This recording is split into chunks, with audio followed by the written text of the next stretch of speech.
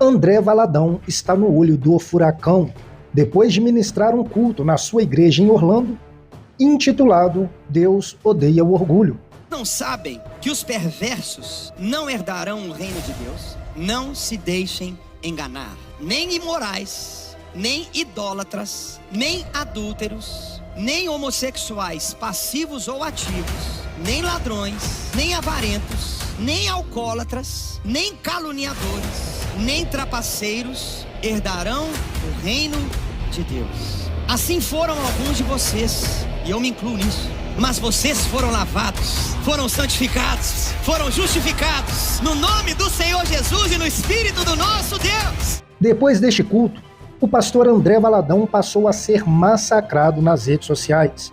Nesse vídeo você vai ver o que o pastor e mentor da Xuxa falou sobre a atitude de André Valadão. Vai ver também a resposta de André Valadão para os seus seguidores. Aqui nesse vídeo você vai ver a visão da pastora Lana Holder sobre a homossexualidade e a Bíblia. E mais, você vai ver o pastor Silas Malafaia tentando quebrar toda essa teoria da pastora Lana Holder. Para você ficar por dentro de tudo isso sempre, se inscreva no canal e ative o sininho e coloque para receber todas as nossas notificações.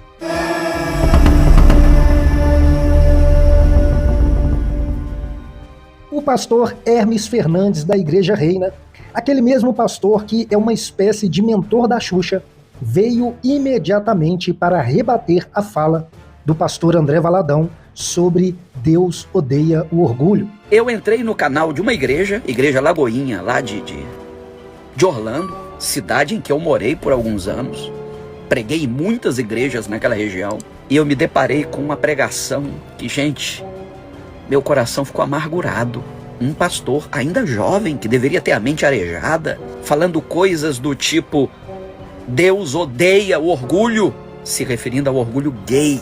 E num dado momento ele disse: eu tenho ódio, eu tenho que ter ódio, eu tenho que ter nojo daquilo que é antinatural.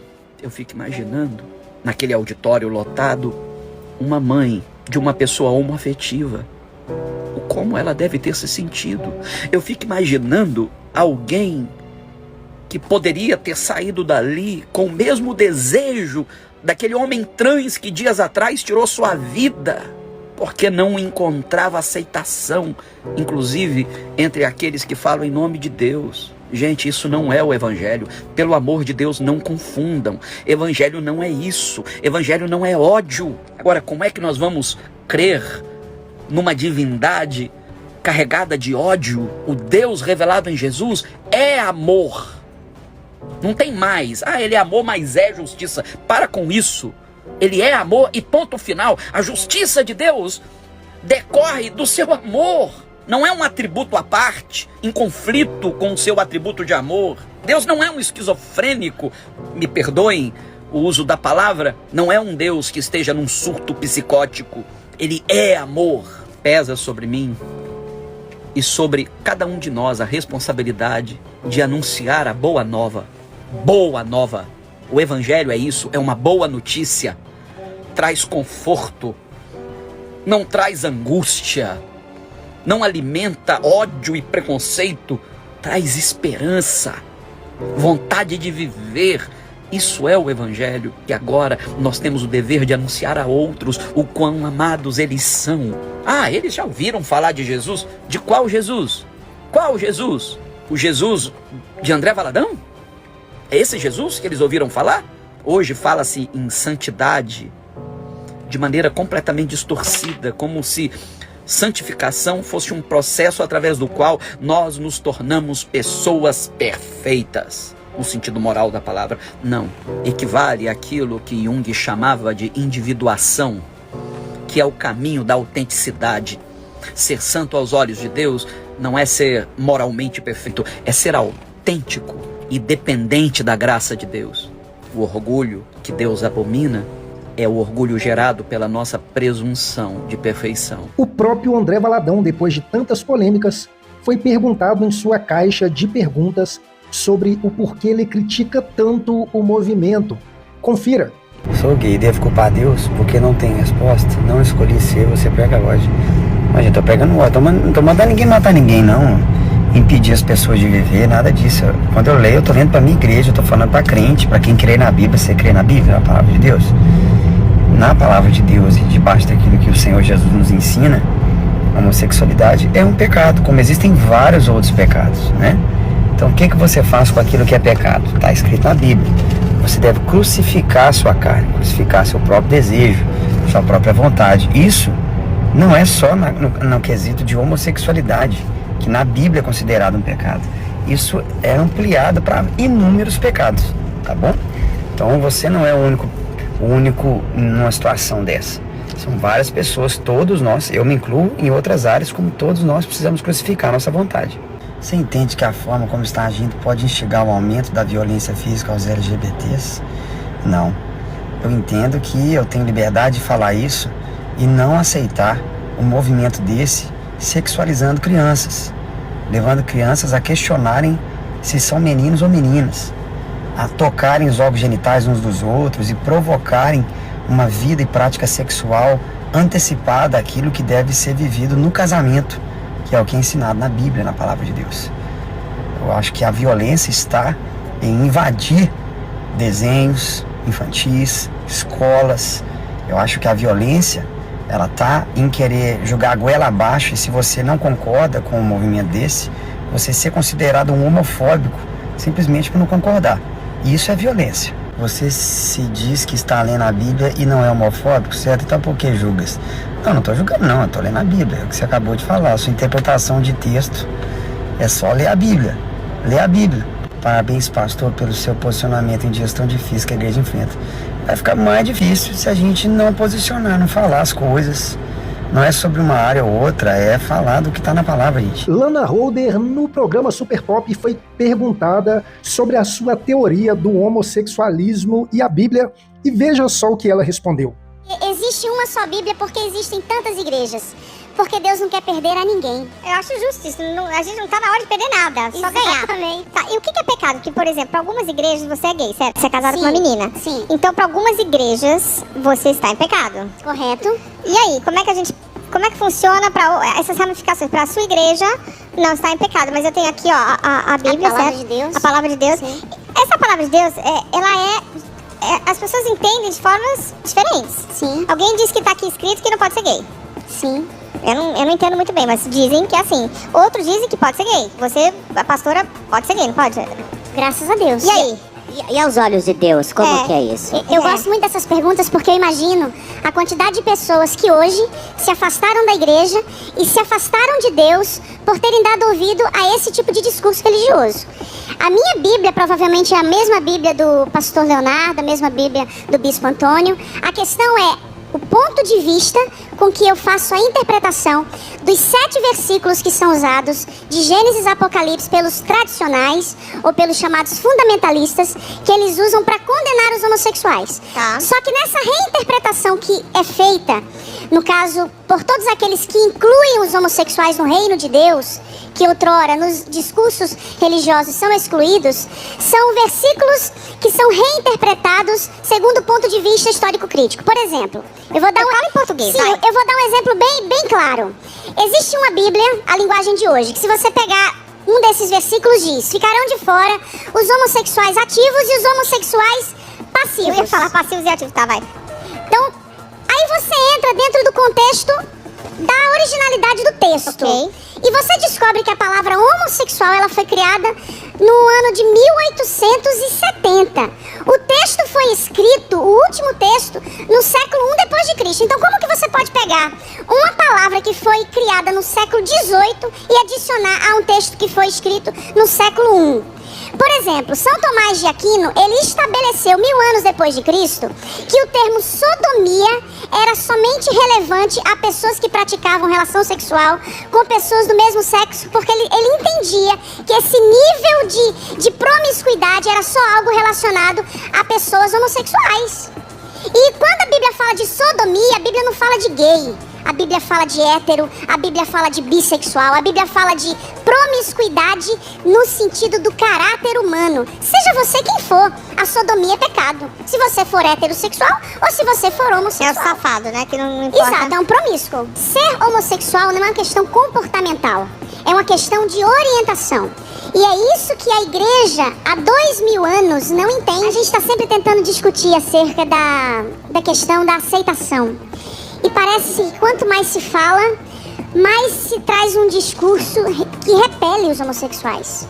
Mais ou menos, né? Tá melhorando bastante. Vai. Não, graças a Deus que Deus está levantando pessoas, das quais eu me incluo junto com a minha esposa, para poder fazer com que aqueles que durante tanto tempo foram repelidos, expulsos, marginalizados, estão entendendo que podem e devem entender que a graça inclui a eles. A Bíblia diz que Deus amou o mundo e o mundo somos todos nós. A Bíblia diz que o Senhor, Ele é o Senhor de todas as almas, não é só das almas dos héteros. O bispo Antônio falou que o casamento que é considerado na Bíblia é o casamento heterossexual. A Bíblia tem linguagens que foram escritas por homens de um período patriarcal. A mulher não era considerada nem contada. Então, se a gente for levar em consideração o contexto bíblico, a gente vai ter que mudar uma série de questões que a própria igreja hoje faz dizendo que é correta, quando a própria Bíblia fala para ela não fazer, como Paulo diz que a mulher não deve nem falar na igreja. E hoje existem mulheres que são pastoras e que pregam. Então, se é para usar um texto para condenar os homossexuais, por que não se usa os outros textos para se aplicar no literal, como se aplica tudo? Se é pra pegar, pega tudo. É verdade, se é pra pegar, pega tudo. Lana, você conhece algum ex-gay?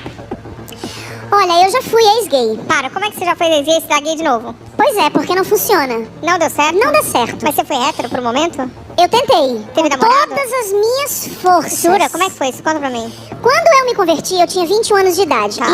E o fator mais predominante pra minha conversão foi porque me disseram que pelo fato de eu ser gay, eu iria pro inferno. E eu acho que ninguém em sã consciência quer ir pro inferno.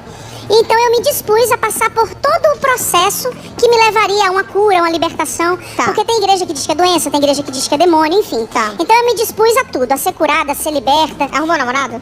Eu casei, Olha. tive filho. Para. Sim, tenho um filho hoje de 17 Ah, que anos. Lindo, maravilhoso, uma bênção.